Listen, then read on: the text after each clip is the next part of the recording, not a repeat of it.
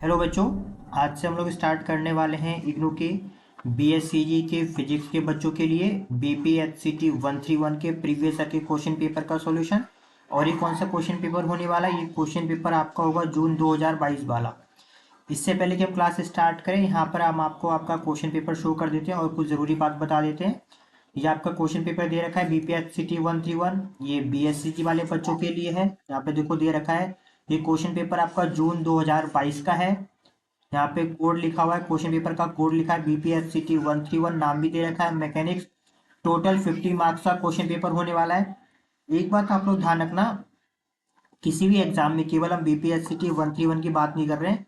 कोई सा भी आपका एग्जाम हो, सभी क्वेश्चन जो आपके बुक में से ही आते हैं, जो भी कॉन्सेप्ट होता है आपके बुक में से ही आता है, एग्जामिनर केवल थोड़ी सी वैल्यू को चेंज कर देता है। तो यहाँ पे जितने भी क्वेश्चन दे रखे हैं उनको तो हम आपको सॉल्व करेंगे ही करेंगे। साथ में हम आपको ये भी बताएंगे कि ये जो क्वेश्चन दे रखे हैं आपकी बुक में से कौन से चैप्टर में से लिया गया है। ठीक है, इसका कॉन्सेप्ट क्या होगा, अगर एग्जामिनर इस क्वेश्चन को चेंज करता है, किस तरीके से एग्जामिनर इस क्वेश्चन को चेंज कर सकता है, और अगर वो चेंज करेगा तो आप उस क्वेश्चन को भी कैसे कर पाएंगे। ठीक है, जैसे हमारा फर्स्ट क्वेश्चन क्या दे रखा है, for any two vectors vector P and vector Q. वहाँ पे दो वेक्टर दे रखे हैं, वेक्टर पी और वेक्टर क्यू। आपको शो दैट, आपको शो करना है ये जो लेफ्ट हैंड साइड की वैल्यू दे रखी है, ये लेफ्ट हैंड साइड है ना, ये आपस में इक्वल होगा किसके, ये इक्वल होने वाला है किसके, इस राइट हैंड साइड के।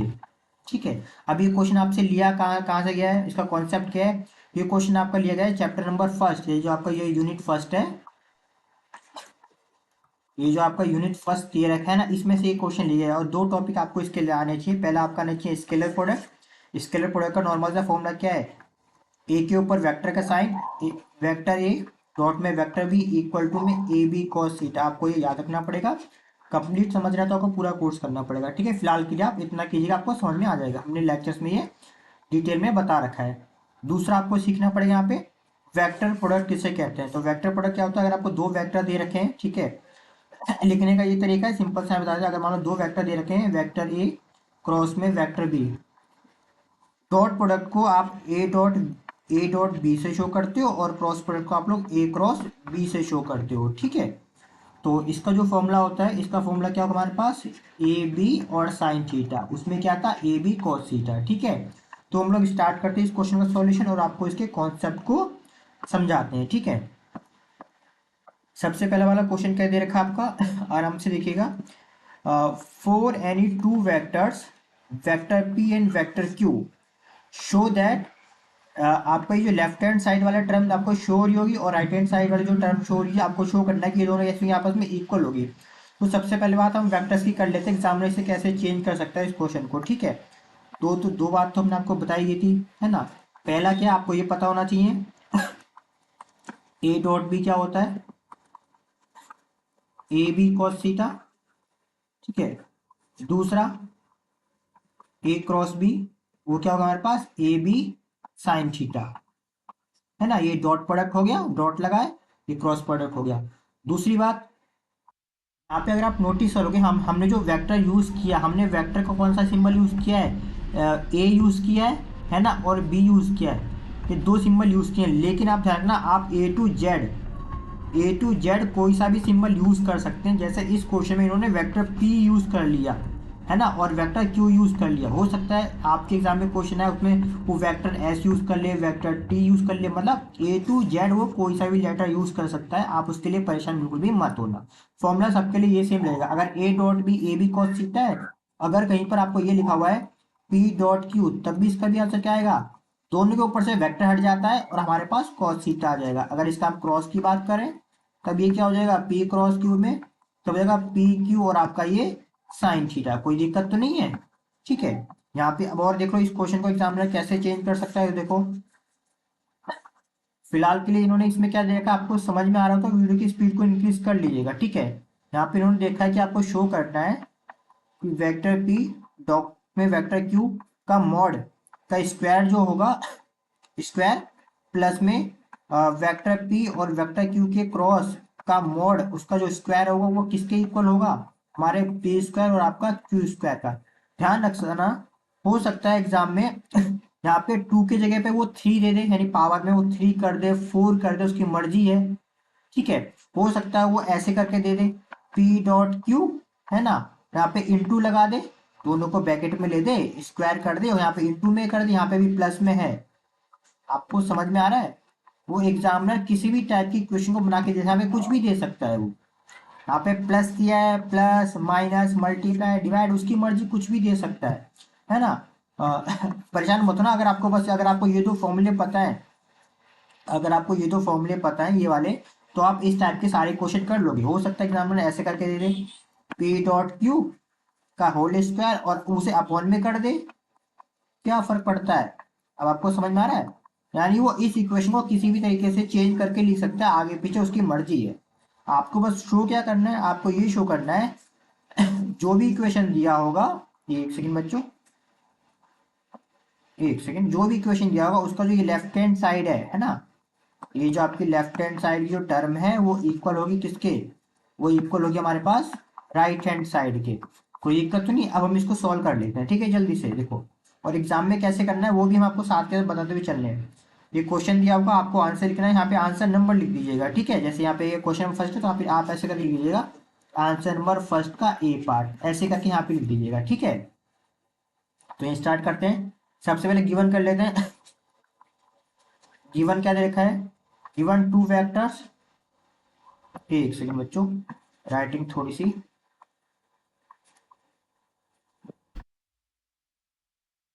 Given two vectors, vector P and vector Q, और ये हमने आपको समझा दिया, वो सिंपल कोई सा भी चेंज कर सकता है। And we have to show that, we have to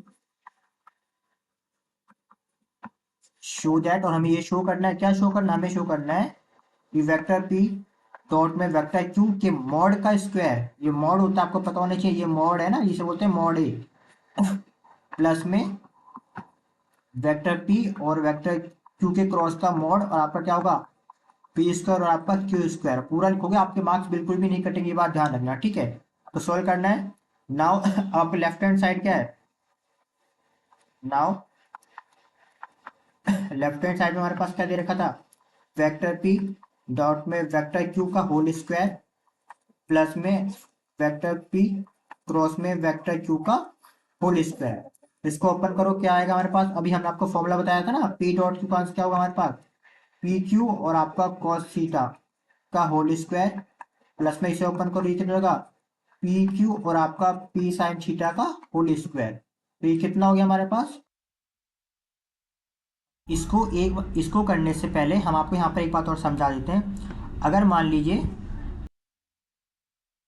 ये आपको पता होना चाहिए कि मॉड के अंदर अगर कुछ भी लिखा हुआ है, ठीक है, तो उसका आंसर कैसा होता है? पॉजिटिव ही होता है। अगर मान लो इसके अंदर मॉड बी लिखा है, तब इसका आंसर क्या होगा? बी होगा, ठीक है। यानी किसी भी वैल्यू को जो मॉड निकालते हैं वो हमेशा कैसा आता है? पॉजिटिव ही आता है, ठीक है। अगर कहीं पर ए बी लिखा है तो इसका मॉड भी क्या होगा? वो पॉजिटिव ही होगा। तो यहाँ पे मॉड लिखा है तो यहाँ पे क्या आ जाएगा? पी क्यू कॉस थीटा, और ऊपर से हमारे पास ये स्क्वायर तो था ही, ठीक है।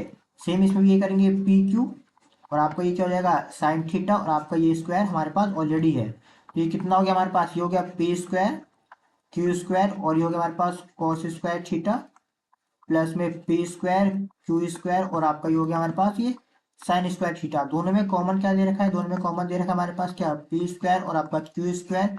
ये कितना हो गया हमारे पास? ये कॉस स्क्वायर थीटा, प्लस में हमारे पास कितना आ गया?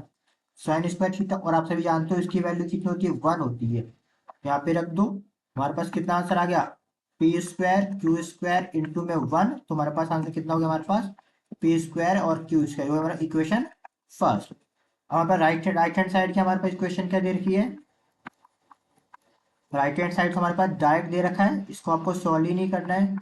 पी स्क्वायर क्यू स्क्वायर, तो डायरेक्ट आप लिख दो P square Q square, equation number second. अब यहाँ पे नोटिस करोगे, since since from equation, from, एक सेकंड, इक्वेशन वर्ड भी लिख देना है, ठीक है। From equation first and second, आप देखो, इक्वेशन फर्स्ट में चेक करो P square Q square, equation second में चेक करो पी स्क्वायर क्यू स्क्वायर, है ना। तो ये लोगे scenes from equation first and second, left hand side equal right hand side, ठीक। देयरफॉर देयरफॉर और जो हमारे पास ये दे रखा था लास्ट में लाइन लिख दिया जाए, देयरफॉर पी स्क्वायर, एक second, therefore vector B dot vector Q का होल स्क्वायर प्लस में वेक्टर पी क्रॉस में वेक्टर क्यू का होल स्क्वायर इक्वल टू में पी स्क्वायर और आपका क्यू स्क्वायर, हैंस प्रूफ। ये तो आपको प्रूफ करना था और आपको इससे पूरे के पूरे मार्क्स मिलने वाले हैं। ठीक है, नेक्स्ट क्वेश्चन की बात करते हैं। यहाँ पे हम आपको दिखा देते हैं सेकंड क्वेश्चन हमारे पास क्या दे रखा है। एक सेकंड बच्चों बस। ठीक है, नेक्स्ट क्वेश्चन हम आपको दिखा देते हैं। ये आपका नेक्स्ट क्वेश्चन दे रखा है, classify the following ODE. OD का मतलब होता है ऑर्डिनरी, ओ मतलब ऑर्डिनरी, डी मतलब डिफरेंशियल, ई मतलब इक्वेशन। ठीक है, classify following ordinary differential equation on the basis of order, degree, linearity, non linearity, homogeneity और नॉन होमोजेनिटी। मतलब आपको एक डिफरेंशियल इक्वेशन दे रखी है, आपको ये डिफरेंशियल इक्वेशन को देखकर बताना है कि इस इक्वेशन का ऑर्डर क्या होगा, इसकी डिग्री क्या होगी, ये इक्वेशन लीनियर है या फिर नॉन लीनियर है, ये इक्वेशन होमोजीनियस है या फिर नॉन होमोजीनियस है। तो ये वाला जो क्वेश्चन है आपकी ही बुक का चैप्टर नंबर 3 या फिर आप बोलो यूनिट नंबर 3 में से लिया गया है। ठीक है, यहाँ पे देखो दे रखा है ना, order and degree of ordinary differential equation. ये ऑर्डर और डिग्री ही पूछा हुआ है यहाँ पे, देखो ऑर्डर और डिग्री। ठीक है, दूसरा यहाँ पे क्या पूछा हुआ है आपको, दूसरा आपको ये पूछा यहाँ पे देखो, लीनियर और नॉन लीनियर दिख रहा है आपको, ये भी आपके एग्जाम में पूछा हो गया है। देखो लीनियरिटी क्या होती है, नॉन लीनियरिटी क्या होती है, ये हम आपको भी समझा देंगे। और आपको दे रखा है नेक्स्ट होमोजीनिटी और नॉन होमोजीनिटी, ये भी दे रखा है आपको, ये होमोजीनियस और नॉन होमोजीनियस यही दे रखा है। ठीक है, तो अगर आपने यूनिट 3 का ये वाला टॉपिक पढ़ा होगा तो आपको ये वाला क्वेश्चन अच्छे से कर पाओगे। और ये क्वेश्चन एक्चुअली आपकी बुक में से ही दिया गया है, एग्जैक्टली आपकी बुक में से ही लिया गया है। कुछ जैसे अभी हम आपको दिखा देते हैं। ठीक है, ये वाला क्वेश्चन, ये देखो मैच, वीडियो को पॉज करके आप मैच कर लीजिएगा, ये आपकी बुक का ही क्वेश्चन है। ठीक है, तो हम लोग स्टार्ट करते हैं इसको सॉल्व करना। ठीक, क्वेश्चन तो आपको समझ में आ गया होगा क्या कहा इन्होंने, classify the following ordinary differential equation on the basis of order, degree, linearity, non linearity, homogeneity और आपको नॉन होमोजीनिटी। मतलब ये एक इक्वेशन दे रखी है, आपको इस इक्वेशन को देखकर पहचानना है कि इस इक्वेशन का ऑर्डर क्या होगा, डिग्री क्या होगी, ये इक्वेशन आपकी जो दे रखी है वो लीनियर है या फिर नॉन लीनियर है, ये इक्वेशन होमोजीनियस इक्वेशन या फिर इसकी होमोजीनिटी क्या होती है, ये इक्वेशन या फिर नॉन होमोजीनियस है। ठीक है, और इसके जगह पे एग्जामिनर कोई भी इक्वेशन दे सकता है, ये भी आप ध्यान रखना। ठीक है, तो जरूरी नहीं कि यहाँ पे पहले यहाँ पे बता देते हैं, नोट करके यहाँ पे क्या दे रखा है एक इक्वेशन दे रखी है एल डी आई ओवर में डी टी प्लस में आर आई और आपका इक्वल टू में ई। इसके जगह पे एग्जामिनर कोई सी भी इक्वेशन दे सकता है। अब यहाँ पे एक बात नोट करके आपको जरा पहचाना या फिर बहुत जरूरी है। पहली बात, इसमें जिसका डेरिवेटिव हो रहा होता है उसे वेरिएबल बोलता है। किसमें किसका डेरिवेटिव हो रहा है, इसमें देखो आई का डेरिवेटिव हो रहा है और टी का डेरिवेटिव हो रहा है। आ रहा है समझ में आपको, आई का डेरिवेटिव, टी का डेरिवेटिव जिसके सामने टी डी लगाओ, सिंपल सी बात है, आई के सामने डी लगा हुआ है और टी के सामने डी लगा हुआ है। तो जिसके सामने डी लगा होगा उस वो होते हैं वेरिएबल, होते हैं आई और आपका टी, बस इतना सा पहचान के रखना। और बाकी जो बचे हैं वो सारे कांस्टेंट होते हैं, वो सारे क्या होते हैं, कांस्टेंट होते हैं। इतना पहचान लेना, फिर आपको क्वेश्चन करने में बहुत आसानी होगी। कोई से कांस्टेंट यहाँ पे कौन कौन से, एक तो एल है क्योंकि एल का डेरिवेटिव नहीं है, एक आपका आर है इसका भी डेरिवेटिव नहीं, और एक आपका ई है। ये तीनों की तीनों क्या है, कांस्टेंट है, याद रहेगा, इतना पहचान लेना बस। जिसके आगे डी लगा है वो आपके वेरिएबल कहलाएंगे, यहाँ पे लिख देते हैं। और अगर आपको वेरिएबल और कांस्टेंट पहचानना आ गया तो आप इस क्वेश्चन को आसानी से कर पाओगे। ठीक है, ठीक है, तो सबसे पहले हम ये समझ लेते हैं, फर्स्ट ये समझ लेते हैं कि, एक सेकंड बच्चों इसका कलर चेंज कर लेते हैं। देखना, सबसे पहले यहाँ पर हम आपको दो एग्जाम्पल लिख के दिखा दे रहे हैं। ठीक है, एक तो आपका सेम यही वाला एग्जाम्पल जो आपका भी दे रखा है, डी वाई ओवर में डी टी, है ना, और प्लस में यहाँ पे कितना दे रखा था, आर आई, इक्वल टू में ई। हो सकता है इस क्वेश्चन को ये चेंज होके कुछ इस तरीके से आ जाए, यहाँ पे सेकंड डेरिवेटिव आ जाए, है ना, प्लस में यहाँ पे आर स्क्वायर या आर क्यूब कुछ भी आ जाए, इक्वेशन कोई सी भी हो सकती है। ठीक है, और थर्ड क्वेश्चन देखना जरा हमारे पास, मान लीजिए देखा हमारे पास डी वाई ओवर में डी एक्स प्लस में 2xy इक्वल टू में 3, और फोर्थ आपका क्या दे रखा है, मान लीजिए एक्स और आपका सेकेंड डेरिवेटिव, ठीक है, और प्लस में मान लीजिए वाई इक्वल टू में आपका 4। ये 4 इक्वेशन दे रखी है, ठीक है। अब यहाँ पे आप नोटिस करना, सबसे पहला आपका काम क्या होगा, इसमें वेरिएबल और आपका कांस्टेंट को पहचानना। अगर हम बात इसकी करें, है ना, तो इसमें वेरिएबल क्या, इसमें आई का और टी का डेरिवेटिव हो रहा है, तो इसमें वेरिएबल क्या हो गया, आई और टी वेरिएबल है, बाकी सारे कांस्टेंट हम लिखेंगे नहीं ताकि जगह गंदी ना हो यहाँ पे, ठीक है। सेम सेकंड वाले में देखो, इसमें भी क्या हो रहा है हमारे पास, आई का सेकंड डेरिवेटिव हो रहा है ना, आई और टी का डेरिवेटिव हो रहा है, क्योंकि इसके साथ में डी लगा हुआ है, तो इसमें भी आई और टी क्या है हमारे पास, एक वेरिएबल है और बाकी के सारे क्या है हमारे पास, कांस्टेंट है। अगर हम बात इसकी करें, इसमें किस किस का डेरिवेटिव हो रहा है, इसमें y का डेरिवेटिव हो रहा है और x का डेरिवेटिव हो रहा है, तो इसमें वेरिएबल क्या है, x और y क्या है, वेरिएबल है, और 3 क्या हो जाएगा, कांस्टेंट हो जाएगा, ठीक है। अगर हम बात इसकी करें, इसमें भी देखो इसमें देखो, इसमें क्या देगा हमारे पास, इसमें भी y का डेरिवेटिव हो रखा है, x का डेरिवेटिव हो रहा है, तो इस इक्वेशन में भी x और y के हमारे पास वेरिएबल है और 4 क्या है, कांस्टेंट है। इतना क्लियर है। तो सबसे पहले बात हमारे पास आती है ऑर्डर की, इसकी ऑर्डर की। तो सबसे पहले आपको देखना है कि इसमें इक्वेशन में जो डेरिवेटिव दे रखा है वो कौन से नंबर का डेरिवेटिव दे रखा है। जैसे एक सेकंड, बस ये वाइट वाला मिटा के आपको दिखा देते हैं, ठीक है, बस बस एक सेकंड बच्चों। अगर आप फर्स्ट वाले में देखोगे, ये जो डेरिवेटिव है क्या है, ये फर्स्ट ऑर्डर का है, यानी सिंगल डेरिवेटिव। देखो ध्यान से ना, यहाँ नोट करके लिख देते हैं, डी वाई ओवर में डी एक्स, इसे बोलते हैं फर्स्ट ऑर्डर का डेरिवेटिव, ठीक है। और इसे हम लोग क्या बोलते हैं, सेकंड ऑर्डर का डेरिवेटिव, अगर सेकंड दो पावर लगी हो, है ना। और अगर थर्ड पावर लगी हो तो इसे हम बोलते हैं थर्ड ऑर्डर का डेरिवेटिव, है ना। अगर इसमें फोर पावर लगी हो तो इसे बोलते हैं फोर्थ ऑर्डर का डेरिवेटिव। यानी सबसे मैक्सिमम, किसी भी इक्वेशन के अंदर सबसे मैक्सिमम जो डेरिवेटिव होगा ना, वही उस इक्वेशन का क्या होगा, ऑर्डर होगा, ठीक है। अगर आप नोटिस करो इस इक्वेशन में, तो डेरिवेटिव क्या हमारे पास सिंगल है, तो इसका ऑर्डर कितना हो जाएगा, 1। इस वाले में जो डेरिवेटिव है वो कौन सा है, सेकंड डेरिवेटिव है ना। एक सेकंड में, ये सेकंड डेरिवेटिव है, तो इसका ऑर्डर कितना हो जाएगा, 2। इस वाले इक्वेशन में, इस वाले में हमारे पास ऑर्डर कौन सा देखा है, देखो फर्स्ट ऑर्डर है ना, डी वाई ओवर में डी एक्स, तो इसका ऑर्डर कितना हो गया, 1। इसमें देखो सेकंड पावर दे रखी है, इसका ऑर्डर कितना हो गया हमारे पास, 2। अभी समझ में आ गया ऑर्डर किसे कहते हैं, ठीक है। अब सेकंड, इसमें हमारे सेकंड बात बात कहते हैं हमारे पास डिग्री किसे कहते हैं। सेकंड हमारे पास क्या आता है, ये डिग्री किसे कहते हैं। डिग्री भी बहुत आसान है, यहाँ पे देखना जरा समझ के, इसको हमें मिटा के आपको यही समझाना पड़ेगा ताकि आपको समझने में आसानी हो, है ना। और ये बहुत ही ईजी है, डिग्री किसे कहते हैं। देखो बस एक जस्ट 1 सेकेंड,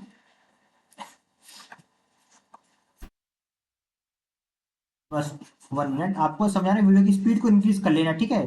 ये रफ करने वाला पार्ट आप हटा देना, वीडियो की स्पीड को इंक्रीज कर लेना। सेकंड हमारे पास क्या दे रखा है कि डिग्री किसे कहते हैं। किसी भी इक्वेशन में ध्यान से सुनना, किसी भी इक्वेशन में जो मैक्सिमम डेरिवेटिव होगा, अगर मान लो किसी भी इक्वेशन में डी वाई ओवर में डी एक्स दे रखा है, तो इसकी जो पावर होगी ना, इसकी पावर कितनी है, 1 है, तो इसकी जो डिग्री होगी वो 1 होगी। अगर आपको सेकंड डेरिवेटिव दे रखा है, आप देखना कि सेकंड डेरिवेटिव की पावर क्या देगी। अगर सेकंड डेरिवेटिव की पावर 1 दे रखी है तो डिग्री क्या होगी, 1 होगी। अगर पावर 2 दे रखी है तो डिग्री क्या होगी, 2 होगी। अगर पावर 3 दे रखी है तो डिग्री कितनी होगी हमारे पास, 3 होगी। जो भी मैक्सिमम डेरिवेटिव होगा उसकी जो पावर होगी उसे हम क्या बोलेंगे, डिग्री बोलेंगे। इसमें देखो, इसमें फर्स्ट ऑर्डर है, फर्स्ट ऑर्डर की पावर कितनी है, 1 है, तो यानी इस इक्वेशन की जो डिग्री होगी वो क्या होगी, 1 होगी। कोई दिक्कत तो नहीं है। ये सेकंड ऑर्डर का डेरिवेटिव है, इसकी पावर कितनी देखिए, 1 दे रखी है, तो यानी इसकी भी डिग्री कितनी होगी, 1 होगी। अगर यहाँ पे 2 लिखा होता ना, तब इसकी डिग्री क्या हो जाती, 2 हो जाती। कोई दिक्कत तो नहीं है। किसी भी इक्वेशन में मैक्सिमम देखना, ठीक है। अब ये वाला देखो, इसकी पावर कितना क्या दे रखी है, 1 दे रखी है, यानी इसकी भी डिग्री कितनी होगी, 1 होगी। इसकी पावर क्या दे रखी है हमारे पास, सेकंड ऑर्डर का डेरिवेटिव है, लेकिन इसकी ओवरऑल पावर तो 1 दे रखी है, तो इसका भी ऑर्डर कितना होगा, डिग्री क्या होगी, 1 होगी। जैसे यहाँ पर हम आपको एक नोट करके और दिखा देते हैं, देखो आपको समझ में आ जाएगा। मान लीजिए ये देखा हमारे पास एक्स डी वाई ओवर में डी एक्स की पावर 3, ठीक है, प्लस में वाई यहाँ पे दिया है डी वाई ओवर में डी एक्स, ठीक है, और प्लस में हमारे पास दे रखा है 4 इक्वल टू में 0 कर लूँ। अब अगर हम इस क्वेश्चन में ये वाला पूछ ले, एग्जामिनर चेंज कर देगा, इसमें इसका ऑर्डर क्या होगा, है ना, और इसकी डिग्री क्या होगी। ऑर्डर हमने क्या बोला था, किसी भी इक्वेशन में जो मैक्सिमम डेरिवेटिव होता है, इसमें कौन कौन से डेरिवेटिव, एक तो इसमें सिंगल डेरिवेटिव है, ये फर्स्ट ऑर्डर का डेरिवेटिव है ना, और एक इसमें सेकेंड ऑर्डर का भी डेरिवेटिव है। तो जो बड़ा डेरिवेटिव होता है जो बड़ा डेरिवेटिव होता है उसे हम लोग क्या बोलते हैं, ऑर्डर बोलते हैं। यहाँ पे बड़ा डेरिवेटिव कौन सा, टू है, तो इसका ऑर्डर क्या हो जाएगा, टू हो जाएगा। और बड़े वाले डेरिवेटिव की जो पावर होगी, तो बड़े वाले डेरिवेटिव की पावर कितनी दे रखी है, थ्री दे रखी है, तो वही वो क्या होगी, उसकी डिग्री होगी इस इक्वेशन की। कोई दिक्कत तो नहीं, इतना समझ में आ गया? ठीक है। अब नेक्स्ट करते हैं। नेक्स्ट हमारे पास क्या दे रखा है, लीनियर और नॉन लीनियर का क्या मतलब है, ये भी देख लो बहुत आसानी से, बहुत सिंपल है। नेक्स्ट हमें क्या समझना है, आराम से स्पीड इंक्रीज कर लेना, ठीक है। लीनियर और नॉन लीनियर किसे कहते हैं? वैसे अगर आपको थोड़ा सा आइडिया हो, लीनियर का मतलब क्या होता है, इसकी पावर एक होती है, नॉन लीनियर मतलब इसकी पावर एक से ज्यादा होती है, ठीक है। अब यहाँ पर आप देखना, हम आपको एक एग्जाम, दो एग्जाम्पल लिख देते हैं, आपको बहुत आसानी से समझ में आएगा कि लीनियर और नॉन लीनियर किसे कहते हैं, ठीक है। देखिए जैसे यहाँ पे एग्जाम्पल लिखा हुआ है, जैसे मान लीजिए हमने यहाँ पे एक लिख दिया, पहला एग्जाम्पल यहाँ पे दे रखा है, आराम से देखना, आपको समझ में आ जाएगा, एक्स डी वाई ओवर में डी एक्स, ठीक है। कॉन्सेप्ट को समझ जाना, कि एग्जामिनर चेंज करता है तो अभी आपको समझ में आ जाएगा। इस तरीके से वो कोई भी इक्वेशन दे सकता है, ठीक है। अब आपको सबसे पहले इसमें लिखना है कि इसमें वेरिएबल कौन कौन से, हमने आपको पहले ही कहा था, जिसका डेरिवेटिव हो रहा होता है वही वेरिएबल होते हैं। दो वेरिएबल यहाँ पे दे रखे हैं, एक तो वाई का डेरिवेटिव दिख रहा है ना, डी के, वाई के सामने डी लगा है, तो इसमें वाई भी वेरिएबल है, और एक्स के सामने भी डी लगा है, तो एक्स भी वेरिएबल है। अब यहाँ पे आपको एक चीज़ नोटिस करनी है, इसमें वाई क्या है, वाई डिपेंडेंट वेरिएबल है, ध्यान से समझना। और आपका एक्स क्या है, एक्स आपका इंडिपेंडेंट वेरिएबल है, ठीक है। एक सेकेंड, डिपेंडेंट वेरिएबल मतलब वी, शॉर्ट में लिखेंगे, डिपेंडेंट वेरिएबल, और एक्स के हमारे पास इंडिपेंडेंट वेरिएबल। ऐसा हम क्यों बोल रहे हैं, समझना आराम से। इसने ये बीपीएचसीटी 1 का पूरे लेक्चर्स देखे होंगे तो उसको समझ में आ जाएगा कि डिपेंडेंट वेरिएबल और इंडिपेंडेंट वेरिएबल किसे कहते हैं। जो केवल एक क्वेश्चन पेपर का सॉल्यूशन देख रहा है उसको समझाते हैं, सिंपल से ध्यान रखना। जो भी वैल्यू आपके इस डेरिवेटिव के ऊपर लिखी होगी ना, उसमें जो भी होगा वो आपका डिपेंडेंट कहलाएगा। इस ऊपर वाले में क्या है, यहाँ पे देखो, इसमें वाई ऊपर है, तो वाई क्या है, डिपेंडेंट, और डिपेंडेंट वेरिएबल है, और एक्स क्या है, नीचे दे रखा है, तो वो इंडिपेंडेंट वेरिएबल है। इतना आपको क्लियर है? तो बस आपको यही करना है कि अगर डिपेंडेंट वेरिएबल और उसके डेरिवेटिव की पावर अगर वन दे रखी है, समझना, डिपेंडेंट वेरिएबल क्या है, वाई है, तो अगर डिपेंडेंट वेरिएबल की पावर भी वन हो, और डिपेंडेंट वेरिएबल का जो डेरिवेटिव है अगर उसकी पावर भी वन दे रखी है, तो समझ जाना वो लीनियर इक्वेशन है। जैसे अगर यहाँ पर हम बात करें, यहाँ पर हम आपको दिखा देते हैं, एक मिनट रुकना बस। यहाँ पे देखो, इसमें डिपेंडेंट वेरिएबल क्या दे रखा है, वाई दे रखा है, वाई की पावर कितनी दे रखी है, वन दे रखी है। यहाँ पे देखो डेरिवेटिव दे रखा है, यानी डिपेंडेंट वेरिएबल का जो डेरिवेटिव है उसकी भी पावर कितनी दे रखी है, वन दे रही है। इसका मतलब क्या, ये लीनियर डिफरेंशियल इक्वेशन है। अगर हम इसको चेंज कर दें, थोड़ा सा देखना जरा, एक्स हो गया डी वाई ओवर में डी एक्स का होल स्क्वायर यहाँ पे कर दो, प्लस में यहाँ पे हमने थ्री स्क्वायर, और आपको यहाँ पे हमने सिक्स लिख दिया, मर्जी है, ठीक है। इक्वेशन कोई सी भी एग्जाम में आ सकती है। इसमें कौन कौन से वेरिएबल हैं, एक तो आपका वाई हो गया, एक आपका एक्स हो गया, ठीक है। और हमने कहा था जो ऊपर लिखा हो, है ना, ऊपर क्या है, ऊपर वाई है, तो वाई क्या है, डिपेंडेंट वेरिएबल है, तो वाई क्या है, डिपेंडेंट वेरिएबल है, और जो नीचे लिखा तो उसे हम क्या होगा, इंडिपेंडेंट वेरिएबल। ये समझाने के लिए लिखा है। डिपेंडेंट और इंडिपेंडेंट की अगर आपको एक्चुअल डेफिनेशन समझे तो लेक्चर पूरे देख लीजिएगा, ठीक है। तो सीधी बात है, इस केस में हमारे पास y क्या दे रखा है, हमारे पास y केवल y ना देखे, वाई स्क्वायर दे रखा है, तो y का क्या देखो हमारे पास, मतलब y, और जो उसका डेरिवेटिव है दोनों की पावर क्या होनी चाहिए, अगर वन हो चाहिए नीचे, अगर वन नहीं है तो वो लीनियर नहीं है। यहाँ पे देखो, यहाँ पे y की पावर क्या दे रखी है, टू दे रखी है, क्या दे रखी है, टू। और यहाँ पे y का जो डेरिवेटिव दे रखा है उसकी पावर क्या दे रखी है, यहाँ भी टू दे रखी है। इसका मतलब ये क्या है, ये लीनियर नहीं है। अभी क्लियर है? यानी डिपेंडेंट वेरिएबल और उसके डेरिवेटिव की पावर अगर वन दे रखी है तो वो लीनियर है, अगर डिपेंडेंट वेरिएबल और उसके डेरिवेटिव की पावर वन नहीं दे रखी है तो वो नॉन लीनियर है। इतना क्लियर है? लास्ट आपको और समझना है, ठीक है। आपको ये भी समझना है कि होमोजिनिटी और नॉन होमोजिनिटी किसे कहते हैं। फिर जो आपका क्वेश्चन है उसको हम सॉल्व करते हैं जल्दी से, आराम से देखना, आपको समझ आएगा होमोजिनिटी क्या है, ठीक है, और आपकी नॉन होमोजिनिटी किसे कहते हैं। एग्जाम में अगर इक्वेशन कोई चेंज होती है तब भी कर पाओगे, ठीक है।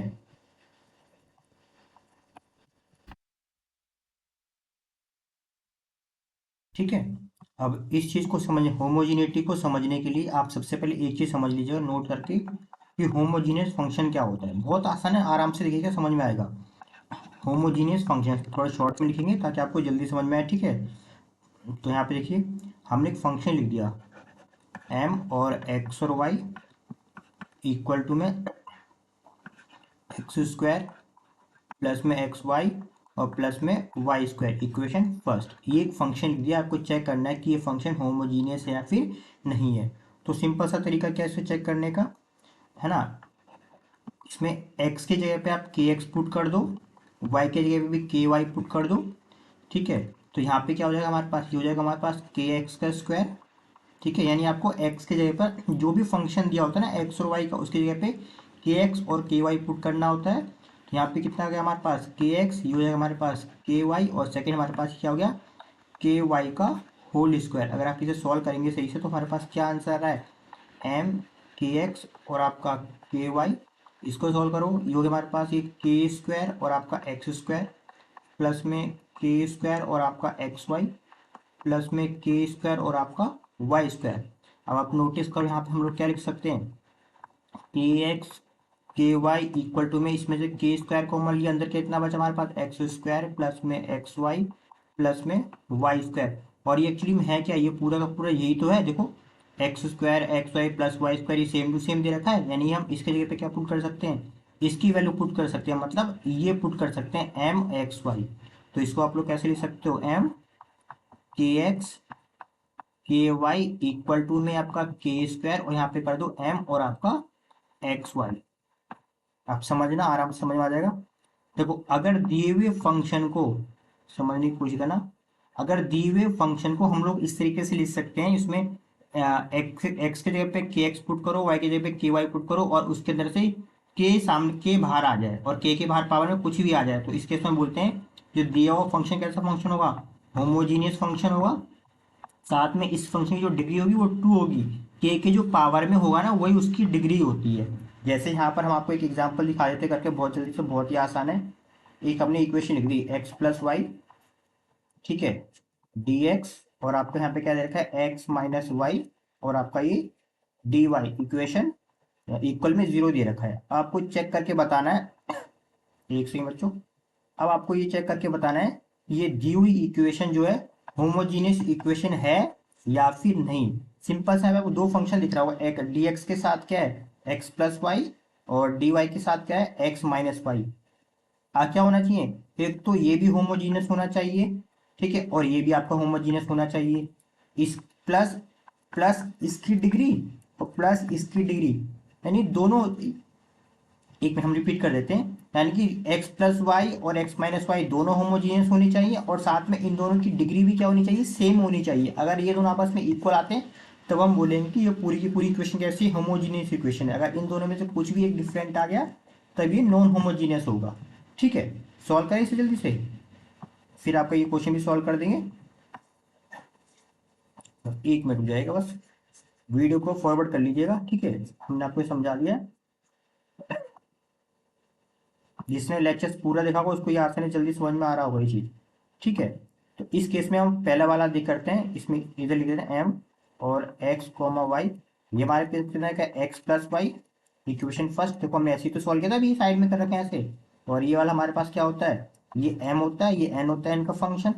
यहाँ पे एन क्या देखा है एन एक्स कॉमा वाई, ये फंक्शन दिया है X minus Y equation first. अब पुट क्या करते हैं यहाँ पे, एक्स की जगह पे के पुट कर देते हैं, ये हो जाएगा के एक्स, ये भी क्या हो जाएगा के वाई, यहाँ पे क्या हो गया के एक्स और प्लस में के वाई, इसमें भी पुट कर दो। यहाँ पे कितना हो जाएगा हमारे पास के एक्स के वाई, ये भी कितना हो गया हमारे पास ये के एक्स और माइनस में के Y.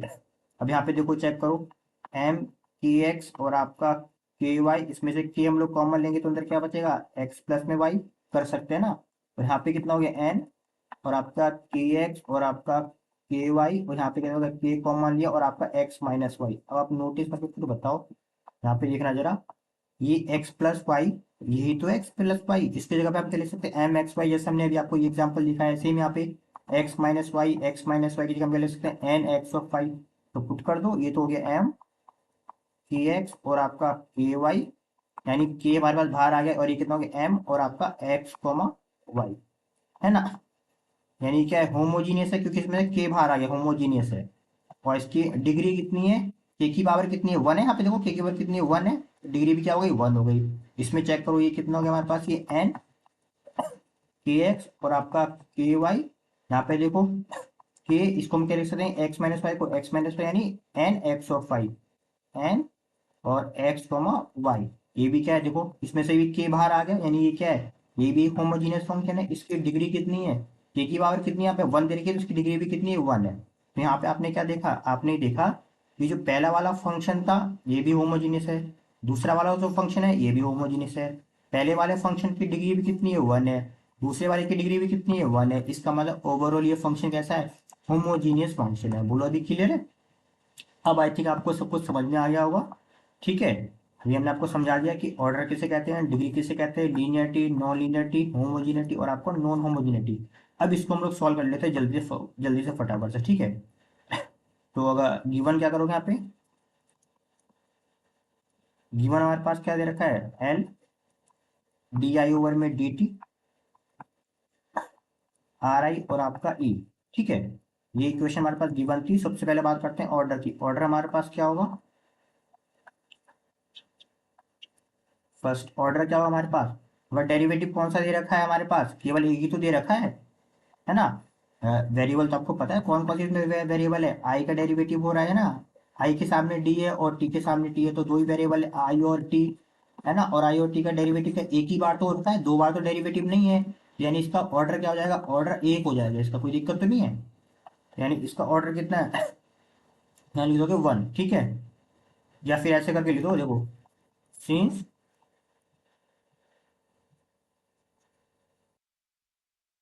Since D I over में D T is the first derivative, है ना, फर्स्ट डेरिवेटिव, देयरफॉर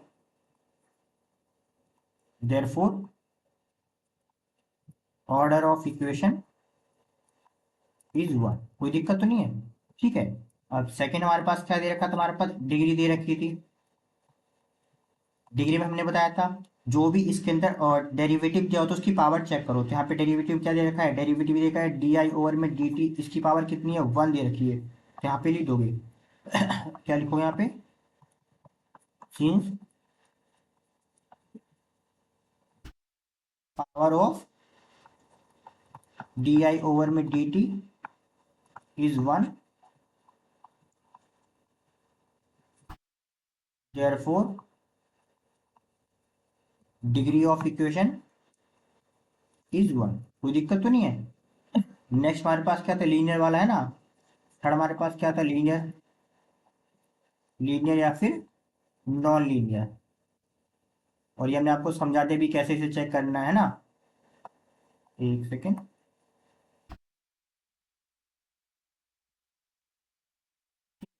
हमारे पास क्या गिवन दे रखा है, इक्वेशन क्या थी हमारे पास, एक मिनट बच्चों इक्वेशन देख लेते हैं। एल डी आई ओवर में D T, L D I over में डी टी प्लस में आर आई और आपका इक्वल टू में ए। और लीनियर के लिए हमने क्या कहा था, जो भी इसमें वेरिएबल दिए होते हैं, वेरिएबल क्या दिए होते हैं, एक आई दे रखा है, एक आपका क्या दे रखा है, टी दे रखा है। इसके डेरिवेटिव की पावर, ध्यान से सुनना, इसके डेरिवेटिव की जो पावर होनी चाहिए वो क्या होनी चाहिए हमारे पास, वन होनी चाहिए। तो वो क्या कहलाएगा, लीनियर कहलाएगा। या फिर ऐसे बोल दो कि जो पूरी जो इक्वेशन दी होती है उसमें केवल फर्स्ट ही डेरिवेटिव है ना। तो यहाँ पे इसका मतलब ये क्या है, ये लीनियर इक्वेशन है। ये कैसी है हमारे पास, लीनियर इक्वेशन है। लिख लोगे ना अभी इस चीज को अभी ये। ठीक है, नेक्स्ट हमारे पास क्या था, हमारे पास होमोजिनिटी।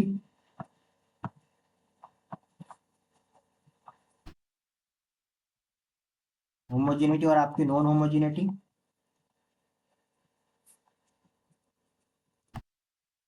आपको ये सॉल्व करना होगा। ठीक है, तो इसमें हमारे पास क्या देखा था, गिवन तो हमारे पास ये इक्वेशन दे रखी थी, कौन सी हमारे पास दे रखी, एल डी आई ओवर में डी टी प्लस में एल आई। ठीक है, और एल आई था हमारे पास, आर आई था, आर आई था, है ना।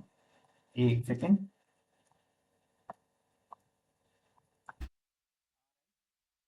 इक्वल टू में ई, पहले इसको सही से करके लिखते हैं, किस तरीके से लिखना है इसे, एल डी आई ओवर में डी टी, ये कितना हो गया हमारे पास, ये आर आई माइनस में ई इक्वल टू में जीरो। इसको अगर सही से लिखेंगे तो डी आई ओवर में डी टी, ये होगा हमारे पास कितना, आर आई माइनस में ई। ठीक है, अब इसको क्रॉस मल्टीप्लाई करके इस साइड लिख दो। याद है हमने अभी आपको एग्जाम्पल करके दिखाया है, तो ये चीज कहाँ होती है, इस साइड होती है, हो गया हमारे पास डी टी इक्वल टू में जीरो। तो ये पहला वाला फंक्शन क्या बन जाएगा, ये वाला बन जाएगा आपका एम, है ना, और ये वाला क्या बन जाएगा आपका एन। फिर दोनों का आपका होमोजेनिटी चेक करनी है और उसकी डिग्री भी चेक करनी है। ये हमारे पास एम क्या दे रखा है, एम आई और टी था, दो वेरिएबल कौन कौन से इसमें से, इसमें वेरिएबल थे हमारे पास आई और टी, दो वेरिएबल दे रखे हैं। तो यानी कि हमारे पास क्या मिल जाएगा, यानी पहला फंक्शन एम आई और टी के रेस्पेक्ट में पहला वाला फंक्शन हमारे पास क्या दे रखा है, एल दे रखा है, ये रखा ना L, L equal to equation first. और दूसरा फंक्शन हमारे पास क्या दे रखा है, आई और टी के रेस्पेक्ट में, ये हमारे पास क्या दे रखा था, हमारे पास आर आई माइनस ई, जो कि हमारे पास आर आई माइनस में ई इक्वेशन, ये इसके फर्स्ट हो जाएगा। अब हम इसके बाद करते क्या आते हैं, सीधी सी बात है, आई के जगह पर और टी के जगह पर के आई पुट कर देंगे। उसमें क्या था, उसमें ये तो था हमारे पास एक्स और वाई था, है ना, हम क्या करते थे इसके प्लेस पर यही हो जाएगा, एक्स की जगह पे क्या हो जाएगा के एक्स हो जाता था, और वाई की जगह पे क्या हो जाता था हमारे पास के वाई हो जाता था। वही हमें यहाँ पे करना है, यहाँ पे चेंज कर दो, आई की जगह पे क्या हो जाएगा हमारे पास ये के आई, है ना, और टी की जगह पे क्या हो जाएगा हमारे पास ये के टी। यहाँ पे तो एल दे रखा है तो कुछ भी चेंजेस नहीं होने वाले, सीधी सी बात है ना। इसको ऐसे कर देते हैं, कन्फ्यूजन ना हो, अलग अलग, ठीक है। और अगर हम इस केस की बात करें, पहले एक ही को सोल्व करते हैं तो ज्यादा अच्छा रहेगा, ठीक है। अब यहाँ पे इसको सोल्व कर लो, के आई, ये कितना था हमारे पास, ये के टी। अब एल की जगह हम क्या पुट कर सकते हैं, ये भी एल है, ये भी एल है, तो यानी एल की जगह हम क्या पुट कर सकते हैं, ये पुट कर सकते हैं वापस, तो ये कितना हो गया एम, ये हो गया आई और ये हो गया टी।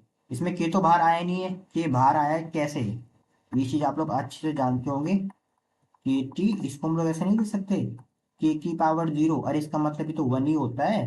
तो ये कितना हो गया एम आई और टी, कर लोगे। इस केस में क्या होगा, क्योंकि इसमें से के बाहर आ गया, इसका मतलब ये क्या है, ये एक होमोजीनियस फंक्शन है, तो ये क्या है, ये एक होमोजीनियस फंक्शन है और जिसकी डिग्री क्या दे रखी है, डिग्री दे रखी है जीरो डिग्री, क्योंकि के की पावर क्या है, जीरो थी। अगर अब ये भी सेम आता है तब ये पूरी इक्वेशन क्या कहलाएगी, होमोजिनिटी कहलाएगी। तो इसको सॉल्व कर लेते हैं जल्दी से। आई की जगह पे हमने क्या कर दिया, के आई, और ये हो गया हमारे पास ये के टी, यहाँ पे कर दो आर, ये हो गया हमारे पास क्या, के आई, आई की जगह पुट कर दिया के आई हमने, और माइनस में और आपका ए। आप नोटिस करो, क्या हम इसको इस तरीके से लिख सकते हैं, के आई और के टी, क्या इन दोनों में से के बाहर आपका आएगा, नहीं बाहर आएगा, यानी कि इज नॉट इक्वल टू, यहाँ पे साइन दो, इज नॉट इक्वल टू किसमें, के की पावर जीरो और आपका एन और आपका आई टी, है ना। ये एक सेकंड बच्चों, ये ब्रैकेट यहाँ पे नहीं आएगा, एन की पावर आई टी, ये इसके इक्वल नहीं बनेगा क्योंकि इसमें से के ही बाहर नहीं आएगा, इसके जैसे दिखाई नहीं देगा, है ना। तो इसका मतलब ये क्या है, इसका मतलब ये क्या है, ये सेकेंड वाला जो आपको फंक्शन दे रखा है, ये क्या है, ये non homogeneous function, non homogeneous function है, ठीक है। पहला वाला फंक्शन क्या है, होमोजीनियस, दूसरा क्या है, नॉन होमोजीनियस। इसका मतलब जो ओवरऑल जो इक्वेशन दे रखी है ये वाली, ये क्या कहलाएगी, नॉन होमोजीनिटी कहलाएगी। ये क्या है, नॉन होमोजीनिटी, लिख लीजिएगा आप लोग, ठीक है। अब नेक्स्ट क्वेश्चन करें,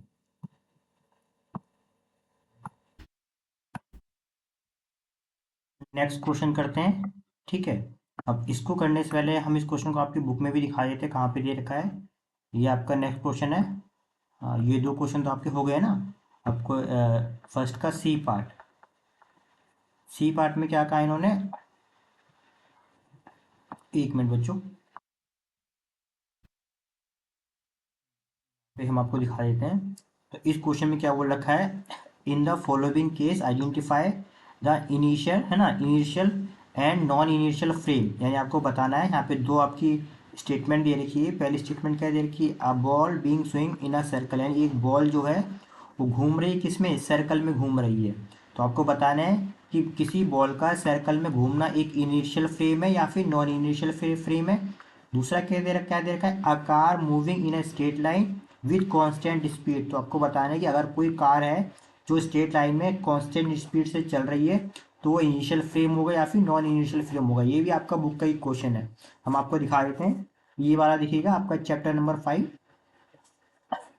हम बोले सारे क्वेश्चन की बुक में से ये होते हैं, ठीक है ना, बाहर से कुछ भी नहीं होता है। यूनिट 5, अगर आपने ये वाला लेक्चर हमारा देखा होगा, ठीक है। यूनिट 5 में आप देखो, यहाँ पे देखा ये इनिशियल फ्रेम, इनिशियल फ्रेम किसे कहते हैं। दूसरे यहाँ पे आप नोटिस करोगे तो यहाँ पे देखा है नॉन इनिशियल फ्रेम। तो सिंपल सी बात है कि इनिशियल फ्रेम किसे कहते हैं, वो फ्रेम जो न्यूटन के लॉ को फॉलो करता है। इसको आराम से वीडियो को पॉज करके पढ़ लीजिएगा, ठीक है। इनिशियल फ्रेम क्या होता है, which Newton first follow law hold, यानी है ना, यानी कि वो स्टेटमेंट या फिर वो फ्रेम जो न्यूटन के फर्स्ट लॉ को फॉलो करता है, उसे हम क्या बोलते हैं, इनिशियल फ्रेम बोलते हैं। यहाँ पे देखना, frame of reference at rest, है ना, और moving with a constant velocity. अगर कोई भी ऑब्जेक्ट या तो कांस्टेंट में या तो रेस्ट में या तो कांस्टेंट वेलोसिटी से मूव कर रहा है, तो वो न्यूटन के फर्स्ट लॉ को फॉलो कर रहा है, तो वो क्या होगा, इनिशियल फ्रेम होगा। सेकंड क्या देखा है यहाँ पे, ध्यान रखना, अ फ्रेम एक्सेलरेट मोशन। अगर कोई भी फ्रेम, ठीक है, अगर कोई फ्रेम एक्सेलरेट मोशन कर रहा है, एक्सेलरेट का मतलब क्या होता है कि उसकी स्पीड घटती बढ़ती है ना, उसकी स्पीड कैसे हो रही है, घट रही है, बढ़ रही है, कांस्टेंट नहीं है, तो उसे हम लोग क्या बोलेंगे, नॉन इनिशियल फ्रेम बोलेंगे, ठीक है। अब यहाँ पे हम आपको इसका क्वेश्चन सॉल्व करके दिखा देते हैं, बहुत आराम से देखिएगा। सी वाला क्वेश्चन था, क्या था, इन द फॉलोइंग केस आपको आइडेंटिफाई करना है इनिशियल और नॉन इनिशियल फ्रेम के बारे में। अब खुद से एक बार ना सोचना वीडियो को पॉज करके। फर्स्ट में क्या बोल रखा है, a ball is swing in a circle, यानी एक बॉल जो है वो मूव कर रही है, किसमें, सर्कल में मूव कर रही है। तो जब भी कोई बॉल किसी सर्कल में मूव करती है, ये क्या हम ड्रॉ कर देते हैं, मान लो सर्कल है ना, अब सर्कल कैसा है, सर्कल या तो ऐसा हो सकता है हॉरिजॉन्टल, है ना, तो बॉल क्या है, ऐसे मूव कर, यहाँ पे ये बॉल दे रखी है, वो ऐसे मूव कर रही है इसमें ना, ऐसे वो मूव कर रही है चारों तरफ, कोई दिक्कत नहीं है, ठीक है, ये रस्सी से बंधा हुआ है और ऐसे मूव कर रही है। या तो वो ऐसे हो सकता है वर्टिकल, यहाँ पे आपकी बॉल दे रखी है, ये बॉल दे रखी है, ये यहाँ से बंधी हुई है और वो ऐसे से मूव कर रही है आगे की तरफ, है ना।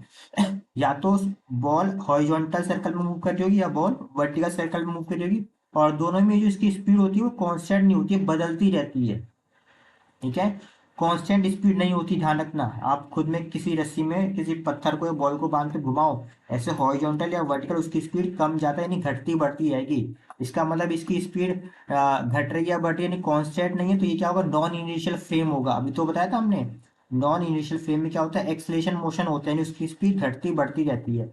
सेकंड क्या देखा है, a car is moving in a straight line with constant speed. अगर कोई भी ऑब्जेक्ट कांस्टेंट स्पीड से मूव कर रहा है, तो यानी वो न्यूटन के फर्स्ट लॉ को फॉलो कर रहा है, यानी ये क्या है, ये इनिशियल फ्रेम है, ठीक है। आप इसे लिखोगे कैसे, फर्स्ट वाले को लिखेंगे, फर्स्ट वाले में हम लिखोगे सिंस, सिंस, यहाँ पे लिख दोगे सिंस अ बॉल, पूरी स्टेट में लिखना है सीन, ठीक है, since a ball being swing in a circle is a accelerate motion,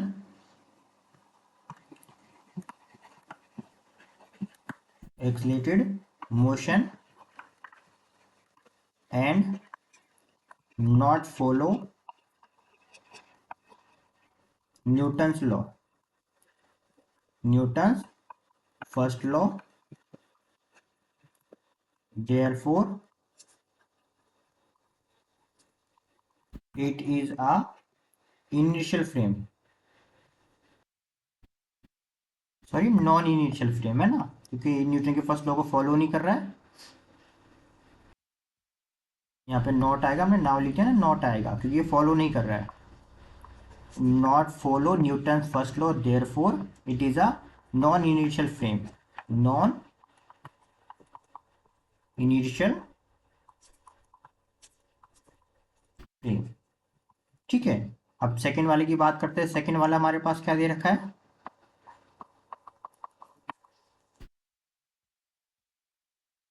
यहाँ पे आप क्या लिख दोगे, यहाँ पे लोगे सीन्स, अगेन सेम, इसका व्हाइट कलर कर लेते हैं, सीन्स आकार moving in a straight line, एक सेकेंड बच्चों,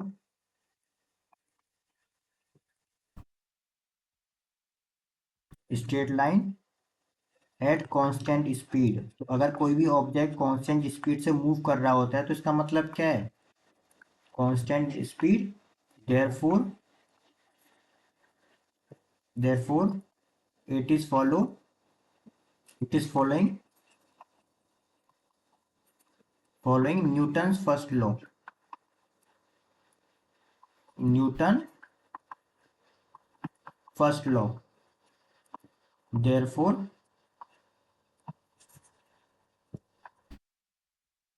it is a initial frame, initial frame. ठीक है, अब नेक्स्ट क्वेश्चन करते हैं हम लोग। तो इस क्वेश्चन को सॉल्व करते हैं। नेक्स्ट हमारा क्वेश्चन क्या दे रखा है। इस क्वेश्चन को सॉल्व करने से पहले यहाँ पर हम आपको क्वेश्चन आपके क्वेश्चन पेपर में शो कर देते हैं, और ये क्वेश्चन कहाँ से लिया है वो भी बता देंगे। क्वेश्चन क्या दिया इन्होंने यहाँ पे, कैलकुलेट द इम्पल्स, इम्पल्स के बारे में बोला है। Calculate the impulse of the ball of mass 20 kg which strike a ball straight, है ना। मार, एक सेकंड बच्चों का, एक मिनट। हाँ, ठीक है, अभी बताते हैं। तो इसमें क्या दे रखा है, आपको इम्पल्स फाइंड करना, और बोल रखा है क्या, एक बॉल है जिसका मास क्या दे रखा है, 20 kg दे रखा है। वो स्ट्राइक करती है एक बॉल पर स्ट्रेट, यानी कि एक दीवार दे रखी है, उस पर एक बॉल सीधा लगती है, ठीक है, और टकरा कर वापस आ जाती है। समझ में आ रहा है, एक बॉल है, इसका मास क्या दे रखा है, 20 kg, और वो V1 स्पीड से जाती है, टकराती है और वापस आ जाती है आपकी V2 स्पीड से। और एक्चुअली यहाँ पे स्पीड क्या दे रखी है, सेम स्पीड दे रखी है ना, स्पीड 10 मीटर पर सेकेंड, और रिबाउंड मतलब वापस आती है सेम स्पीड से, यानी ये भी कितना है, 10 मीटर पर सेकेंड, और ये भी कितना है, 10 मीटर पर सेकेंड। आपको बताना है कि इस केस में इम्पल्स क्या होगा। तो सबसे पहले यहाँ पर हमको दिखा दिए क्वेश्चन कौन से चैप्टर का दे रखा है। ये आपका यूनिट नंबर 10 है, sorry unit number 8। Unit number 8 में देखिएगा, इम्पल्स मोमेंटम थ्योरम, और ये क्वेश्चन सेम टू सेम दे रखा है। इस केस में क्या दे रखा है हमारे पास, एक बॉल दे रखी है, a ball of mass 0.25 kg is coming stage at the bat. इसमें बॉल किससे टकरा रही है, बैट से टकरा रही है 20 मीटर पर सेकेंड में। उसमें बॉल किससे टकरा रही थी, दीवार से टकरा रही थी। इसमें भी आपको क्या फाइंड करना है, इम्पल्स फाइंड करना, व्हाट इज इम्पल्स। और इसमें भी क्या फाइंड करना था, व्हाट इज इम्पल्स फाइंड करना था। बहुत सिंपल सा, देखो अभी आपको करके दिखा देते हैं। ठीक है, तो इसका सॉल्यूशन करते हैं। गिवन हमारे पास क्या देखा है, आपको समझ में तो आ गया होगा ना। देखो, एक एक दीवार दे रखी है, ठीक है, एक बॉल आती है सीधा स्ट्रेट, इससे टकराती है, और टकराकर वापस सेम डायरेक्शन में आ जाती है, लेकिन हम उसको लाके नीचे बना देते ताकि आपको समझने में आसानी हो। लेकिन ना, मतलब बॉल इधर इसी डायरेक्शन में आएगी और इसी से वापस हो जाएगी। बॉल का मास क्या दे रखा है, मास दे रखा है हमारे पास, यहाँ लिख लेते हैं ना। गिवन में हमारे पास मास क्या दे रखा है, यानी एम, मास दे रखा है हमारे पास 20 ग्राम। ध्यान रखना, अगर ग्राम में दे रखा तो उसको एम के सिस्टम में कर लेना, क्योंकि 20 ग्राम दे रखा तो उसको किलोग्राम में चेंज कर लीजिए। ठीक है, और ग्राम को किलोग्राम में चेंज करने का सिंपल सा तरीका ये है, 20 ग्राम को किलोग्राम में चेंज करने के लिए 10⁻³ से मल्टीप्लाई कर देंगे तो वो किलोग्राम में चेंज हो जाएगा। ठीक है, हमेशा जो भी सिंबल लेते हैं वो एम के सिस्टम में लेते हैं, आपको पता होगा। ठीक है, इसको तो मिटा देते हैं हम लोग यहाँ से। ठीक है, और सेकंड हमारे पास क्या दे रखा है, सेकंड हमारे पास स्पीड भी दे रखी है।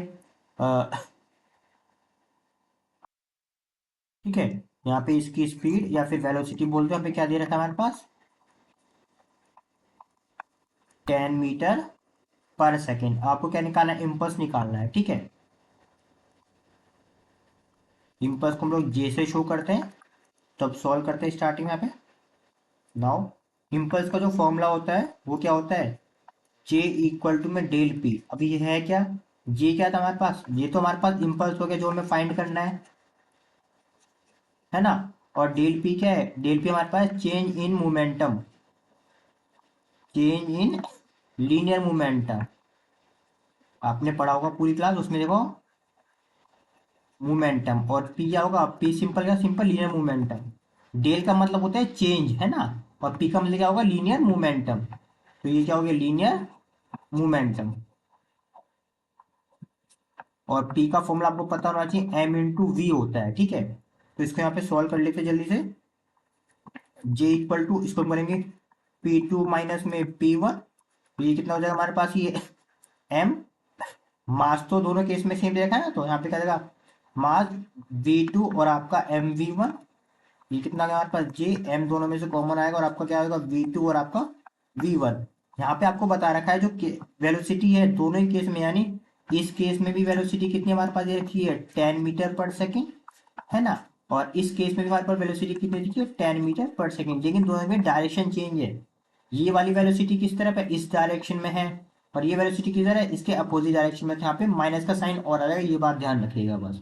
ठीक है, इतना चेंजेस है कि वेलोसिटी क्या है, वेलोसिटी वेक्टर होती है, वेक्टर में हम लोग डायरेक्शन को मेजर करते हैं। तो यहाँ पे v2 क्या आएगा, माइनस का 10, और v1 क्या आएगा आपका प्लस का 10। तो हमें सब पुट करना है। m कितना हमारे पास था, m था हमारे पास 20, 20 इंटू 10⁻³ v2 हमारे पास क्या दे रखा है।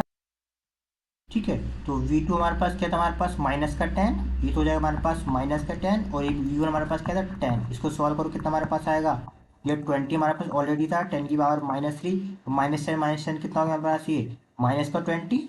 ऐसे कर दो और मल्टीप्लाई करेंगे तो हमारे पास कितना आंसर आ जाएगा, इक्वल टू में -400 इंटू 10⁻³ ठीक। और इसकी यूनिट क्या होगी हमारे पास, न्यूटन सेकंड, ये भी जरूर लिख दीजिएगा। ठीक है, न्यूटन और आपका सेकंड। यहाँ पे माइनस का साइन है, माइनस का साइन डिपेंड करेगा, चेंज कर सकते हैं हम लोग डायरेक्शन के अकॉर्डिंग। यहाँ पे हमने क्या लिया, यहाँ पे हमने ये एक सेकंड, हमने ये क्या लिया, v1 क्या लिया हमने पॉजिटिव x के डायरेक्शन में, और v2 कैसे हमने लिया नेगेटिव x के डायरेक्शन में, इसलिए आपको ये नेगेटिव का साइन आया। ठीक है, इस साइन को भी अपने अकॉर्डिंग आप चेंज कर सकते हो। अब हम करते हैं हमारा नेक्स्ट क्वेश्चन सॉल्व। ठीक है, नेक्स्ट क्वेश्चन करते हैं हम लोग। ये आपका नेक्स्ट क्वेश्चन है। तो इसको सॉल्व करने से पहले यहाँ पर हम आपको क्वेश्चन दिखा देते हैं, और ये बुक में कहाँ से दिया हुआ है। ये आपका नेक्स्ट क्वेश्चन क्या दे रखा है, the average angular acceleration of a stone है log in rotating car wheel in 100 radian per second. मतलब ये बोल रखा है एक कार का पहिया है, उसके अंदर एक पत्थर फंसा हुआ है ना, और ये कार का पहिया क्या ऐसे रोटेट कर रहा है। ठीक है, तो इस जो ये स्टोन दे रखा है, जो जो पत्थर है जो कार के पहिए में फंसा हुआ है, इसकी जो एंगुलर एक्सलेशन है वो कितना है, 100 रेडियन पर सेकेंड है। आपको बताना what is it's final angular speed, और आफ्टर 3 सेकेंड, यानी 3 सेकेंड के बाद उसकी जो एंगुलर स्पीड होगी वो क्या होने वाली है। ठीक है, तो ये क्वेश्चन आपका कहाँ से दिया गया वो हम आपको बता देते हैं। एक सेकेंड बच्चों,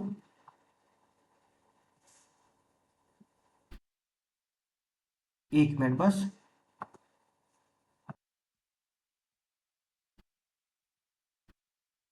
ये आपका दे रखा है यूनिट नंबर 11, ध्यान रखना।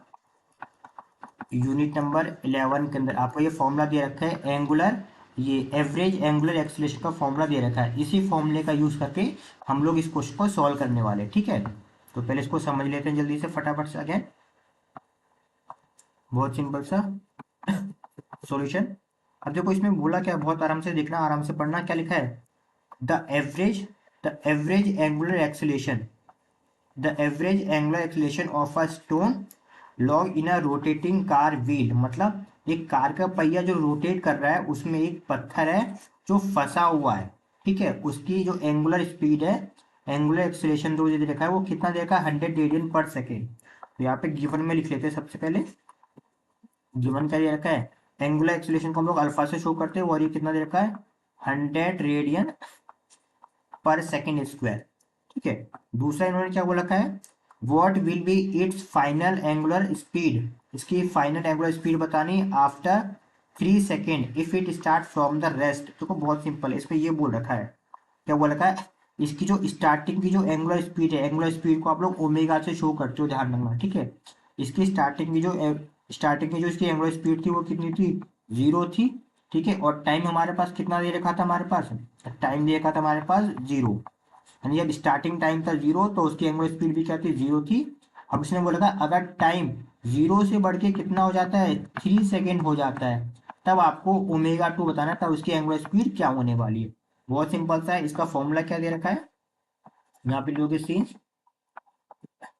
अल्फा इक्वल टू क्या होता है हमारे पास, ये डेल ओमेगा ओवर में डेल टी, है ना। तो अल्फा का फॉर्मूला क्या, ये एवरेज ही है ना, ये एवरेज है ये हमारे पास।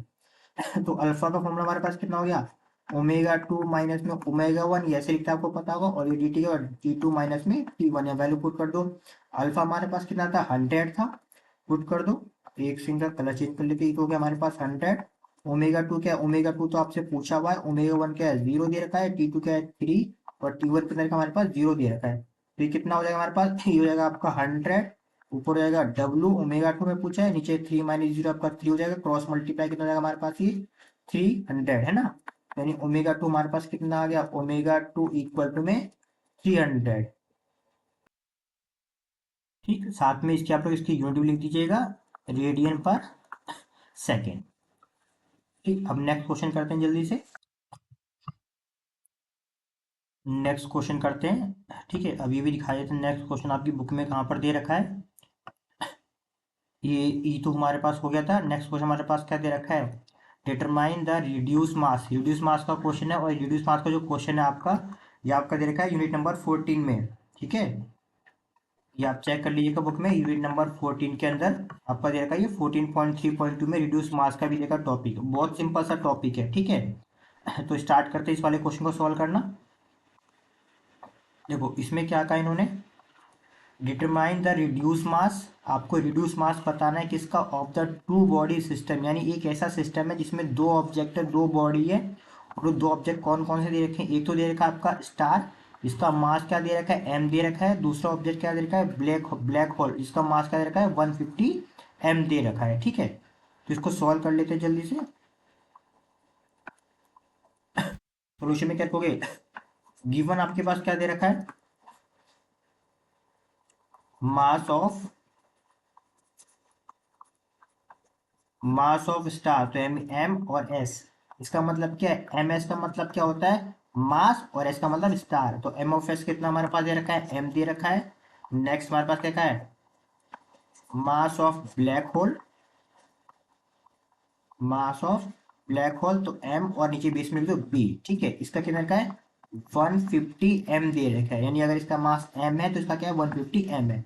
आपको क्या फाइंड करना है, रिड्यूस मास फाइंड करना है। इसका फॉर्मूला हम आपको भी बताए थे, याद रखना, बहुत सिंपल सा है। ठीक है, रिड्यूस मास को हम लोग म्यू से शो करते हैं, क्वेश्चन मार्क।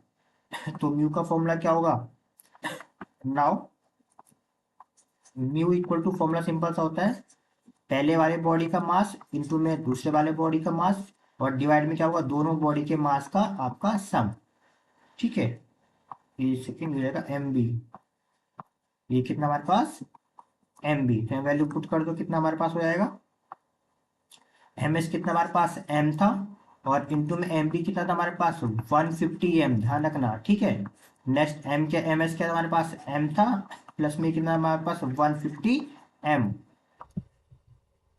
ठीक, इसको सॉल्व कर लो, कितना हमारे पास आएगा, ऊपर तो सिंपल है, 150 तो आपका सेम रहने वाला है, और m इंटू एम कितना हो जाएगा हमारे पास, ये एम स्क्वायर हो जाएगा नीचे, 150 एम प्लस में m तो कितना हो जाएगा, 151 एम।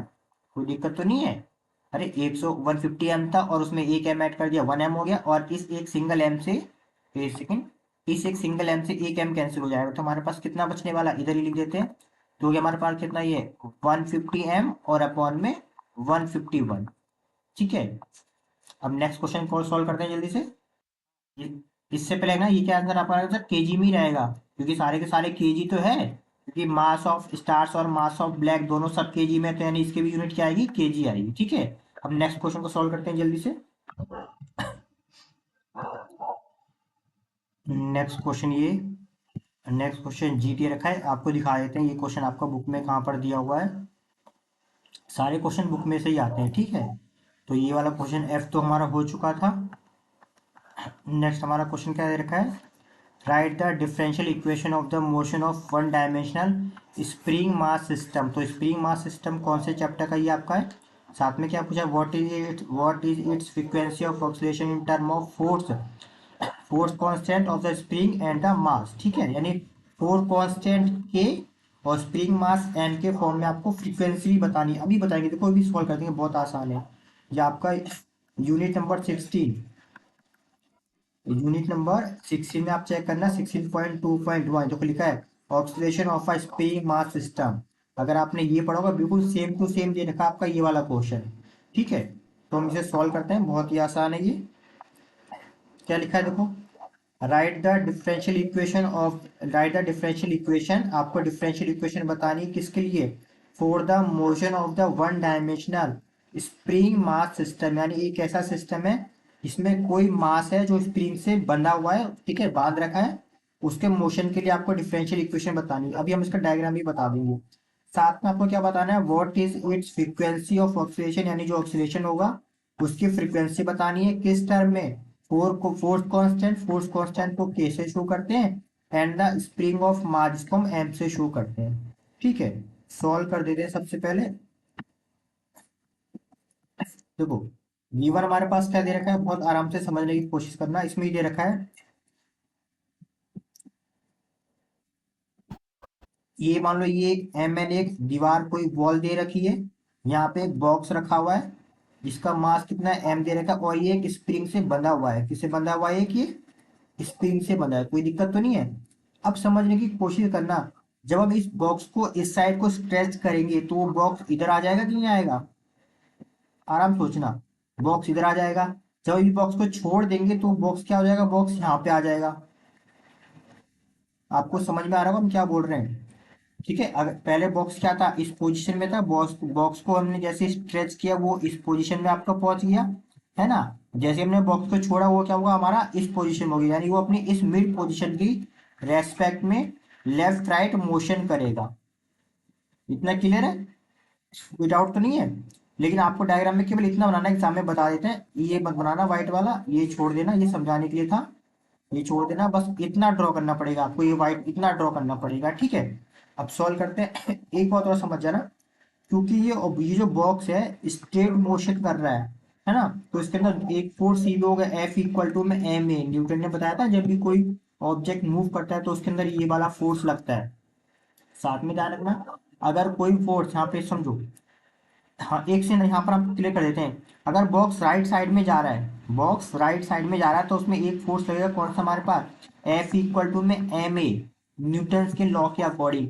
जब हम इस बॉक्स को छोड़ देते हैं तो बॉक्स पहले अपने पुराने वाले पोजीशन में आने की कोशिश करता है, तो पुराने वाली पोजीशन में आने के लिए कोशिश करने के लिए उसको जो फोर्स लगता है उसको बोलते हैं हम लोग एफ इक्वल टू में के एक्स।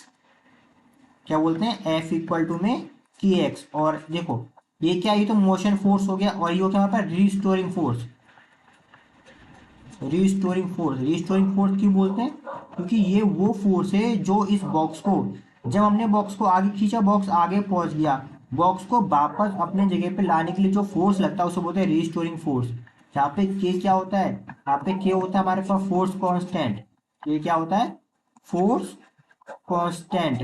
एक्स क्या होता है, बॉक्स जितना आगे पहुंच जाता है खींचकर वो एक्स होता है, और माइनस के क्या, माइनस क्या होता है, माइनस का मतलब होता है कि रिस्टोरिंग जो फोर्स है वो बॉक्स का डायरेक्शन तो इधर है, उसके अपोजिट डायरेक्शन में लगता है। इतना क्लियर है आपको, ठीक है। अब आगे बढ़ते हैं। आपने अगर ये चैप्टर देखो ना, हमने वहाँ पे डिटेल में समझा रखा है, ठीक है, यहाँ पे उतना डिटेल में नहीं कर सकते, लेकिन आपको आई थिंक समझ में आ गया होगा इतना, ठीक है, नहीं तो लेक्चर देख लीजिएगा, आप वहाँ पे समझ जाएंगे। तो यानी इस समय इस केस में हमारे पास दो फोर्स वर्क कर रहे होंगे। पहला फोर्स कौन सा होगा, by Newton's law, by Newton's law, F equal to क्या होगा हमारे पास, एम ए, इक्वेशन फर्स्ट, है ना, and by restoring force, restoring force.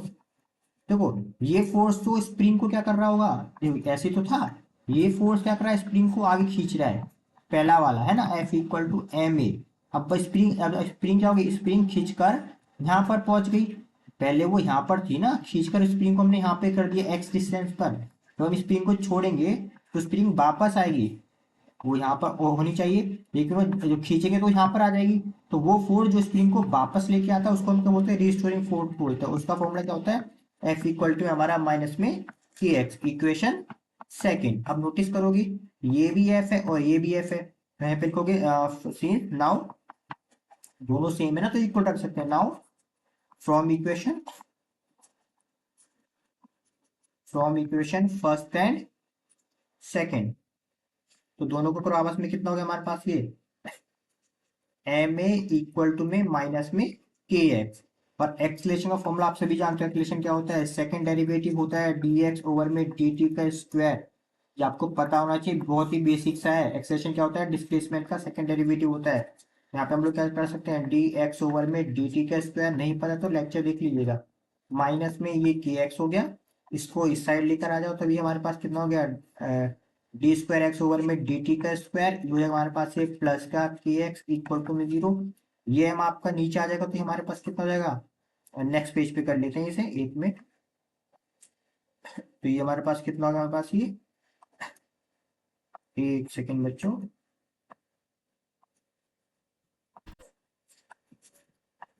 D D square और आपका डी टी का स्क्वायर, ये भी हमारे पास कितना ऊपर क्या था हमारे पास के था, तो ये कितना हो जाएगा के अपॉन में एम और आपका कितना हो जाएगा एक्स इक्वल टू 0। अब ध्यान रखना यहाँ पे यहाँ पे एक चीज और ध्यान रखना, ये जो के अपॉन एम दे रखा है ना, जो के अपॉन एम दे रखा है, के अपॉन एम और आपका ओमेगा स्क्वायर, इन दोनों का जो इन दोनों की जो यूनिट होती है सेम होती है, के अपॉन एम और ओमेगा स्क्वायर की। और ओमेगा क्या हमारे पास एंगुलर फ्रीक्वेंसी, ये हमने चैप्टर में कराया था, ये क्या एंगुलर फ्रीक्वेंसी, यानी इसका मतलब हम इस जगह पर क्या पुट कर सकते हैं, D over D x square और आपका डी टी स्क्वायर प्लस में हो जाएगा हमारे पास ये ओमेगा नॉट का स्क्वायर और आपका एक्स इक्वल टू 0।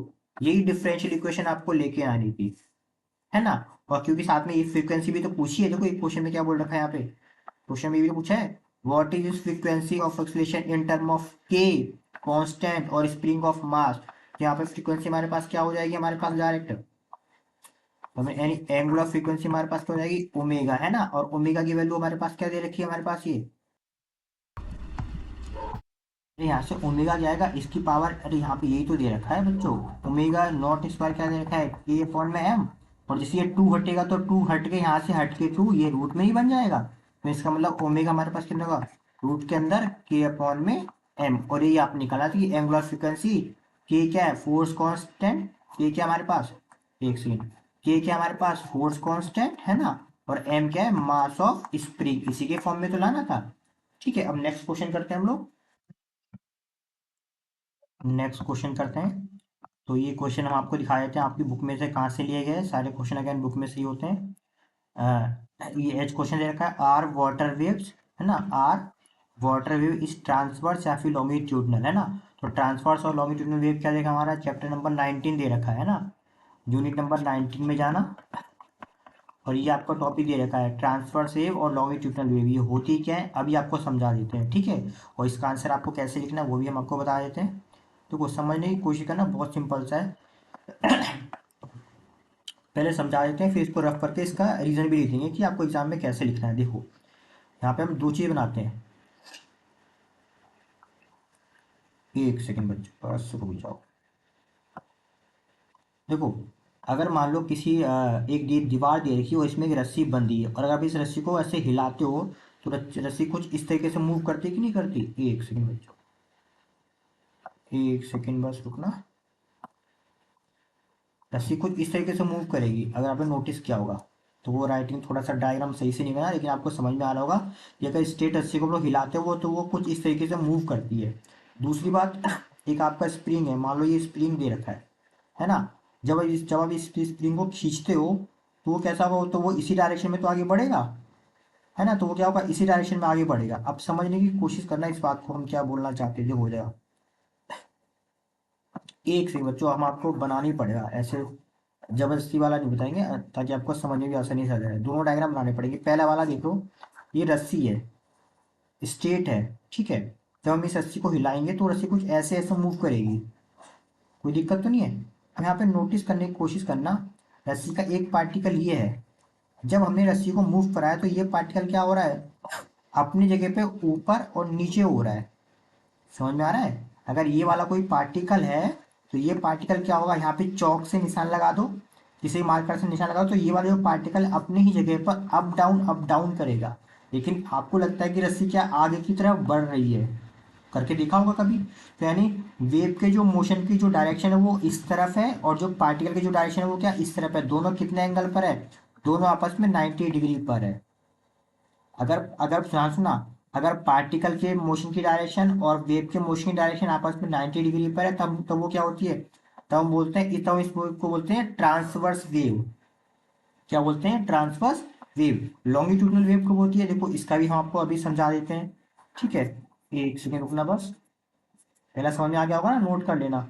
दूसरा हमारे पास क्या दे रखा है, देखो दूसरा एक आपकी स्प्रिंग दे रखी है, यहाँ पे ये स्प्रिंग बंधी है, ठीक है। जब आप इस स्प्रिंग को खींचते हो तो वो स्प्रिंग कुछ ऐसी बड़ी नहीं हो जाएगी, है ना, स्प्रिंग क्या बड़ी हो जाएगी। अब यहाँ पे नोटिस करो, हमने यहाँ पे इस स्प्रिंग के मार्क निशान लगा दिया, स्प्रिंग को खींचा तो ये पार्टिकल खिसक के यहाँ पे आगे नहीं आ गया, यानी स्प्रिंग भी इधर ही मूव कर रही है और पार्टिकल भी इधर ही मूव कर रहा है, तो दोनों के बीच का एंगल कितना हो गया 0 degree.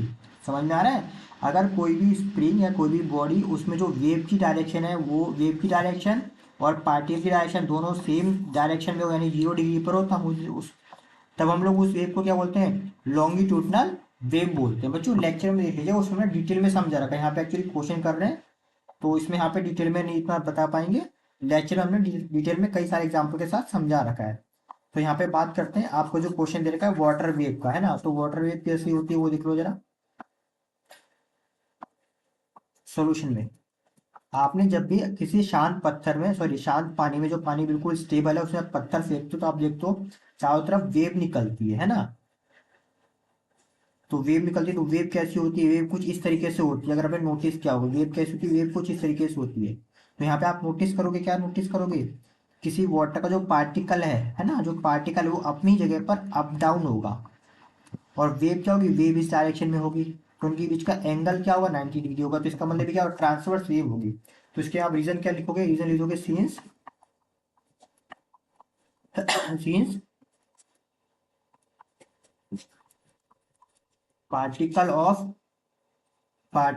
Water oscillate oscillate perpendicular to the direction of